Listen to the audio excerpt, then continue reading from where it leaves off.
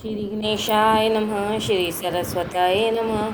श्री सद्गुरुदेव चरण कमलेभ्यो नमो नमः। ओम नमो भगवते वासुदेवाय। श्री राधा कृष्णाय नमो नमः। श्री रामचंद्र डोंगरे जी महाराज द्वारा रचित श्रीमद्भागवत रहस्य। राजा रहुगन को भरत जी का उपदेश। भरत जी फिर सोचने लगे कि मेरा अपमान कुछ भी महत्व नहीं रखता, किंतु मैंने जिसे उठाया है वह रहुगन राजा यदि नरकवासी होगा तो पृथ्वी पर से सत्संग की महिमा नष्ट हो जाएगी। लोग कहेंगे कि महाज्ञानी जड़ भरत जी ने जिसको अपने कंधे पर उठाया वह भी नरकवासी ही हुआ। जगत में सत्संग की बड़ी महिमा है, चाहे जो भी हो, किंतु राजा को जब मैंने अपने कंधे पर रखा ही है तो मैं उसका उद्धार भी करूँगा। उन्होंने राजा को उपदेश देने का निश्चय किया। सत्संग की महिमा को निभाने के लिए आज जड़ भरत ने बोलना चाहा। आज तक वे मौन ही रहे थे। राजा के लिए उन्हें दया आई। राजा का कल्याण हो। कपिल मुनि के आश्रम में तत्व ज्ञान का उपदेश प्राप्त करने के लिए जा रहा है। उपदेश लेने के लिए दीन होकर जाना चाहिए, जबकि यह राजा तो अपना अहम भाव साथ लेकर जा रहा है। वह अभिमान लेकर जाएगा तो ऋषि उसे विद्या नहीं देंगे। आज से उसे अधिकारी बनाऊंगा। रहुगन राजा भाग्यशाली है। भागवत के संत मितभाषी होते हैं। सुदामा भी बहुत कम बोलते थे। मौन रहने से माया का बंधन कटता है। मुझे जैसे संत का अपमान तो मैं सह लूँगा, किंतु परमात्मा सहन नहीं करेंगे, वे इसे दंड देंगे। यह सोचकर भरत जी को बोलने की इच्छा हुई। राजा का कल्याण करने की उनकी इच्छा हुई। बोले तो ऐसा बोले कि सुनने वाले का कल्याण हो। भरत जी कहने लगे, हे राजन, यह सत्य है कि मैं पुष्ट नहीं हूँ, पर तुम्हारे कथन से न तो मेरी निंदा हुई और न ही उपहास। मोटापन या दुबलापन तो शरीर का धर्म है, इससे आत्मा का कोई संबंध नहीं है। हे राजन, मैं जीते जी मरा हुआ हूँ। ऐसा जो तुमने कहा है वह भी सच ही है, क्योंकि सारा जगत ही जीते जी मृत सा ही होता है। यह पालकी भी मरी हुई है और इसमें बैठे हुए तुम भी जीते होने पर भी मरे हुए हो। सभी विकारी वस्तुओं का आदि और अंत होता है। जो जन्मे हैं उन सभी को मरना ही है। हे राजन, तुम भी मरे हुए ही हो। यह शरीर शव के समान ही है। आत्मा और शरीर के धर्म भिन्न हैं। आत्मा निर्लेप है। आत्मा मन का दृष्टा है, साक्षी है। ज्ञानी पुरुष ईश्वर के सिवा अन्य किसी वस्तु या व्यक्ति को सत्य नहीं मानते। सभी जीवों में परमात्मा विद्यमान है।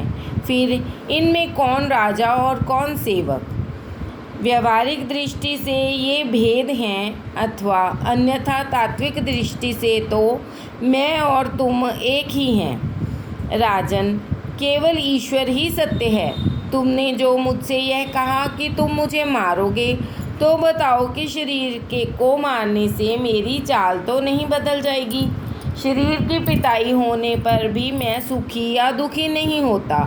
ये सब तो शरीर के धर्म हैं। शरीर को शक्ति देता है मन, मन को शक्ति देती है बुद्धि, बुद्धि को चेतना देने वाली है आत्मा अर्थात मैं।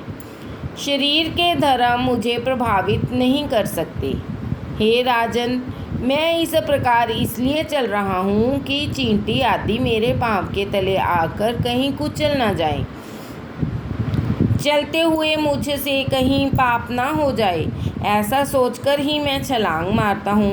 मेरे श्री कृष्ण सभी जगह विराजमान हैं। इन चींटियों में भी परमात्मा है। मैं चींटियों तथा अन्य जीव जंतुओं का ख्याल करता हुआ चलता हूँ कि कहीं ये कुचल न जाएं। चींटी में भी ईश्वर है, ऐसा मानकर मैं अपने श्री कृष्ण का चिंतन करता हुआ चलता हूँ।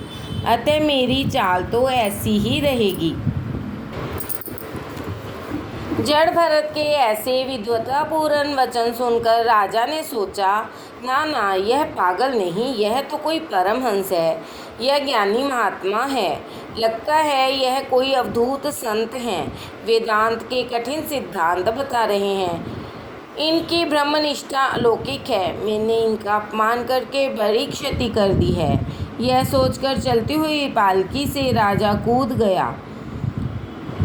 जो मारने के लिए तैयार हो गया था वही राजा बंधन कर रहा है। भरत जी तो निर्विकारी हैं। रघुगण द्वारा अपमान होने पर और सम्मान होने पर अर्थात दोनों ही अवस्थाओं में वे समस्थिति में थी। न क्रोध, न दुख, न सुख। संत की परीक्षा उनकी मनोवृत्ति से होती है, वस्त्रों से नहीं। सम्मान या अपमान होने पर भी वही समता। मानापमान में संत की वृत्ति सम ही रहती है। वेश द्वारा संत होना सरल है, हृदय से संत होना बड़ा कठिन है। रघुगण ने क्षमा याचना की। वह बोला कि आपके अपमान करने वाले का कल्याण कभी नहीं होगा। राजा रघुगण ने पूछा, यह सांसारिक व्यवहार तो सत्य है, इसे हम मिथ्या कैसे कहें? यदि वस्तु असत्य हो तो उसमें कोई भी क्रिया नहीं हो सकती। जिस प्रकार की मिथ्या घट से जल लाना शक्य नहीं है। आगे राजा ने पूछा कि आपने कहा शरीर को जो दुख होता है वह आत्मा को नहीं होता, परंतु मैं तो मानता हूँ कि शरीर को कष्ट होने पर आत्मा को भी कष्ट होता है। इसका कारण यह है कि शरीर का संबंध इंद्रियों के साथ है, इंद्रियों का संबंध मन के साथ है, मन का संबंध बुद्धि के साथ है और बुद्धि का संबंध आत्मा के साथ है। अतः जो दुख शरीर को होता है वह आत्मा को भी होगा ही।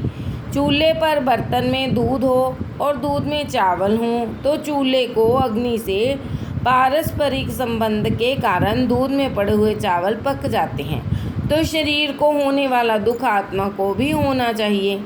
जड़ भरत जी ने कहा, राजन, यह मिथ्या है, आत्मा निर्लेप है। अग्नि पर रखे गए बर्तन में दूध में पड़े हुए चावल तो पकते हैं, किंतु दूध में यदि पत्थर डाले जाएं तो वे नहीं पकेंगे, क्योंकि वे निर्लेप हैं। आत्मा तो सर्वश्रेष्ठ और निर्लेप है। संसार तो मन की केवल कल्पना है। राजन, मन की विकृति होने पर जीवन भी विकृत हो जाता है। अतः मन यदि सुधर जाए तो आत्मा को मुक्ति मिलेगी। एक बार मेरा मन मृग बाल में फंस गया तो मुझे भी मृग योनि में जन्म लेना पड़ा। अतः अब मैं सावधान हो गया हूँ। राजन, यह उपदेश व्यवहारिक मन का है। माता को अपनी संतान का बोझ नहीं सालता, क्योंकि वहाँ मन की ममता काम कर रही है। माता को अपना पुत्र फूल सा लगता है और दूसरों का पुत्र वजनदार। अपना पुत्र वजनदार होने पर भी माता को फूल सा लगता है, जबकि दूसरे का पुत्र का वजन बोझ सा लगता है। उसका कारण मन है। मन कहता है कि यह अपना है और वह पराया। राजन, ये सब तो मन का धर्म है। ये सब तो मन के ही खेल हैं। मन के खेल के कारण ही मुझे कभी मृग होना पड़ा था। मन के सुधरने पर ही जगत सुधरता है। मन मृग बाल में फंस गया था, अतः मुझे पशु बनना पड़ा था। राजन, तू तो केवल कच्छप देश का ही राजा है। मैं तो भरत खंड का राजा था, फिर भी मेरी दुर्दशा हुई। विषयासक्त मन जीव को सांसारिक संकट में फंसाता है और मन विषय रहित होने पर जीव को शांति में मोक्ष पद की प्राप्ति कराता है। जीव के सांसारिक बंधन का कारण रूप जीव ही है और वही मन के मोक्ष का कारण रूप भी है। मनुष्य का मन जो विषयासक्त हो जाए तो वह सांसारिक दुखदाता बन जाता है। वह मन विषयासक्त होने के बदले यदि ईश्वर भजन में लीन हो जाए तो मोक्षदाता बन जाता है। विषयों का चिंतन करता हुआ मन उसमें फंस जाता है तो उसका बंधन आत्मा अपने में मान लेती है, स्वयं पर आरोपित कर लेती है। यह सब मन की ही दुष्टता है। अतः मन को परमात्मा में स्थिर करो। तुम अपने मन को दंड दोगे तो यमराज तुम्हें दंड नहीं देंगे। जिस दिन जीव असत्य बोले उस दिन उपवास करो। जिस दिन कुछ पाप हो जावे उस दिन माला अधिक फेरो। भरत जी कहते हैं, राजन, तुम मुझसे पूछते हो कि मैं कौन हूँ, किंतु तुम स्वयं से ही पूछो कि तुम कौन हो। तुम शुद्ध आत्मा हो। जागृत, स्वप्न और सुषुप्ति, इन तीनों अवस्थाओं का साक्षी आत्मा है। राजन, ज्ञानी जगत को सत्य नहीं मानती। संसार को वे मन कल्पित मानते हैं। जगत स्वप्न जैसा है।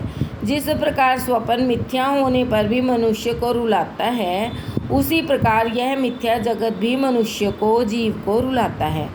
मान लो कि एक मनुष्य सोया हुआ है। वह सपने में देखता है कि एक भयानक शेर हमला करने वाला है, तो वह मनुष्य डर जाता है कि शेर मुझे खा जाएगा। ऐसा सोचकर वह चिल्लाने और रोने लगता है। उसकी नींद उड़ जाती है। जागने पर वह देखता है कि यह तो सपना था और सपने के शेर से ही वह डर गया था, किंतु स्वप्न असत्य है। यह बात मनुष्य को समझ में कब आती है? केवल तब कि जब वह जाग जाता है। कौन सा व्यक्ति जागा हुआ है? विषयों में से जिसका मन हट गया है, छूट गया है, वही जागा हुआ है। इसीलिए तुलसीदास जी ने भी कहा है, जानिए तब ही जीव जग जागा, जब सब विषय विलास विरागा। राजन, इसलिए ही तो मैं कहता हूँ कि ये सब तो मन का खेल है। मन को शुद्ध करने के लिए संतों का समागम करो। महापुरुषों की सेवा से ब्रह्म की प्राप्ति होती है। राजन, सत्संग के बिना ज्ञान प्राप्ति नहीं होती। अपने स्वरूप का परिपूर्ण ज्ञान ही एक सत्य वस्तु है। एक ब्रह्म ही सत्य है। ब्रह्म सत्य स्वरूप, वेद से रहित परिपूर्ण आत्म स्वरूप है। पंडित उसको भगवान वासुदेव, कृष्ण आदि नामों से वर्णन करते हैं, अन्यथा जगत तो मिथ्या है। राधे राधे। भरतवंशी राजाओं, भारतवर्ष के उपास्य देवों, सप्तखंड पृथ्वी, ग्रहों की स्थिति, सप्त पाताल लोकों एवं नरक लोकों का उल्लेख। भरत जी ने प्रथम राजऋषि को दिव्य तत्व ज्ञान का उपदेश दिया और फिर भवाटवी का वर्णन किया। आत्मा का विवेक रूपी धन एक एक इंद्रिय लूट लेती है। कोई संत मिलने पर संसार रूपी वन में से बाहर निकालते हैं। संसार में अकेले कभी मत घूमो। किसी संत का, सतगुरु का आसरा लोगे तो संसार वन से बाहर निकल सकोगे। माया के कारण जीव सुख की आशा में इस संसार रूपी वन में भटकता है, किंतु उसे सच्चा सुख नहीं मिल पाता। जिस जीव का नेता बुद्धि असावधान और अपात्र है, वे उसे 6 लुटेरे इंद्रियां लूट लेते हैं। उसका धर्म रूपी धन लूट जाता है। बड़ी सी टोली में से भी प्रमादी भेड़ को जिस प्रकार भेड़िया खींच ले जाता है, उसी प्रकार जीव संघ की प्रमादी मनुष्य को शंखलादि स्त्री संतान खींच ले जाते हैं। वह वन संसार बेलों और जालों में गृहस्थ आश्रम में व्याप्त है। मच्छरों से यह जन समुदाय पीड़ा पाता रहता है। उस वन में जीव समुदाय गंधर्व नगर को देखता है, अर्थात मिथ्या शरीर आदि को ही सत्य मानता है, तथा पिशाच को, स्वर्ण को देखता है। कई बार तो धूल भरी आंखों के कारण, रजोगुण से व्याप्त दृष्टि होने से और बवंडर में उड़ती हुई धूल के कारण, बवंडर की भांति भरमाने वाली स्त्री के कारण दिशाओं को, देवों को वह जान नहीं पाता। वह जन समुदाय भूख से व्याकुल होने पर अपवित्र वृक्षों का, अधार्मिक मनुष्यों का आसरा लेता है। उसे जब तृषा सताती है तो वह मृग जल की निष्फल विषयों की ओर दौड़ पड़ता है। कई बार निर्जला नदी की दुखदायी मार्ग की ओर दौड़ता है। कभी जल पा जाता है तो वन में यक्ष राजा उसका प्राण धन हर लेते हैं। चलते चलते उनके पांव कांटों कंकड़ों से कई प्रकार के संकटों से बींध जाते हैं। इस संग से मनुष्य कभी कभी सर्प निद्रा काटता है, अतः वह शव सा हो जाता है। कभी उसे हिंसक पशु दुर्जन काटते हैं, कभी अंधे विवेक भ्रष्ट बनकर वह अंधेरे में गिर कर दुखी होता है। इसके अलावा यह जनसंघ इस जंगल में लता की शाखाओं का, नारी के कोमल भुजाओं का आसरा लेकर वहीं अस्पष्ट किंतु मधुर मधुर शब्द से पंछियों की तरह नारी की गोद में खेलते हुए नन्हे बच्चों की इच्छा करते हैं। सिंहों की टोलियों से, काल चक्र से उत्पन्न होने वाले जरा मृत्यु से वह त्रास पाता है। वृक्षों के तले घर बार में वह खेलना चाहता है। कभी कभी पर्वत की गुफाओं में रोग आदि दुखों में जाकर वहाँ फंसे हुए हाथी से मृत्यु से वह भयभीत होता है। जीव आत्मा कभी सुखी होता है तो कभी दुखी। जीव जब भगवान के चरणों का आश्रय ग्रहण करता है तभी कृतार्थ होता है। संक्षिप्त शब्दों में कहें तो यह संसार मार्ग दारुण, दुर्गम और भयंकर है। मन को विषयासक्त किए बिना श्री हरि की सेवा से तीक्ष्ण बनी हुई ज्ञान कृपान को लेकर यह इस संसार बन के उस ओर पहुँच जाओ। भरत जी ने प्रथम शिक्षा दी और फिर दीक्षा। भगवत आश्रय का आश्रय लेने वाला कृतार्थ हो जाता है। भरत जी ने प्रभु का ध्यान करते हुए शरीर त्याग किया। इसके आगे भरतवंशी राजाओं का वर्णन है। उसके बाद आता है कि भारतवर्ष के उपास्य देवों और उपासक भक्तों का वर्णन। भगवान नरसिंह के भक्त इन मंत्रों का जाप करते हैं। मैं ओमकार स्वरूप भगवान नरसिंह देव को नमस्कार करता हूँ। हे देव, आप अग्नि आदि तेजों के भी तेज हैं, आपको नमस्कार है। हे वज्र नख वज्र की सी दाढ़ वाले, आप हमारे समक्ष प्रकट हों। हमारी काम वासनाओं को जला दीजिए, हमारे अज्ञान रूप अंधकार को नष्ट करें, हमारे अंतःकरण में अभयदान देते हुए प्रकाशित होइए। यह है नरसिंह भगवान का मंत्र। इस मंत्र का जप करते करते श्रीधर स्वामी को वैराग्य हुआ था। भागवत में मानव शरीर की कई स्थानों पर निंदा की गई है। मानव शरीर की स्तुति केवल 5वें स्कंद में ही है और वह भी देवों द्वारा की गई है। मानव शरीर मुकुंद की सेवा करने के लिए है। यदि मानव शिव संकल्प करे तो वह नर से नारायण हो सकता है। मनुष्य जन्म सभी पुरुषार्थों का साधन है, ऐसा कहकर इस भारतवर्ष में जन्मे हुए मनुष्यों की महिमा देवगण इस प्रकार गाते हैं। अहो, इस भारतवर्ष के मनुष्य ने कौन से पुण्य किए होंगे, अथवा क्या श्री हरि उन पर स्वयं प्रसन्न हुए होंगे कि उन्होंने भगवान की सेवा के योग्य मनुष्य जन्म इस भारतवर्ष में पाया है। यह मनुष्य जन्म श्री हरि की सेवा करने के लिए उपयोगी होने के कारण ही हम भी इसकी इच्छा करते हैं। इस सौभाग्य के लिए तो हम भी सदा इच्छुक हैं। इसके बाद आता है भौगोलिक वर्णन। इस खंड में पृथ्वी के 7 खंडों का वर्णन किया गया है। सप्तद्वीप और 7 समुद्रों का वर्णन है। भरत खंड के स्वामी हैं देव नारायण। भरत खंड कर्म भूमि है, अन्य खंड भोग भूमि है। भरत खंड में जन्म प्राप्त करने की इच्छा तो देवों को भी होती है। शरीर की भागवत में स्तुति की गई है और निंदा भी। इस मानव शरीर से भगवत सेवा, मुकुंद सेवा हो सकती है। इस स्कंद में ग्रहों की स्थिति का वर्णन किया गया है। इसी स्कंद में 7 पातालों का प्रतिपादन किया गया है। इन पातालों के नीचे हैं शेष नारायण। राजा ने पूछा, नरक लोक कहाँ है? शुकदेव जी कहते हैं कि राजन, यह नरक लोक दक्षिण दिशा में है।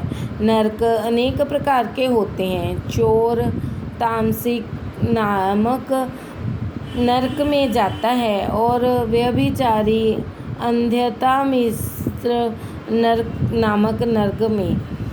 जितने पाप हैं उतने ही नरक हैं। कौन से पाप के कारण कौन से नरक में जाना पड़ता है, इसका कर्मबंध वर्णन इस स्कंद में किया गया है।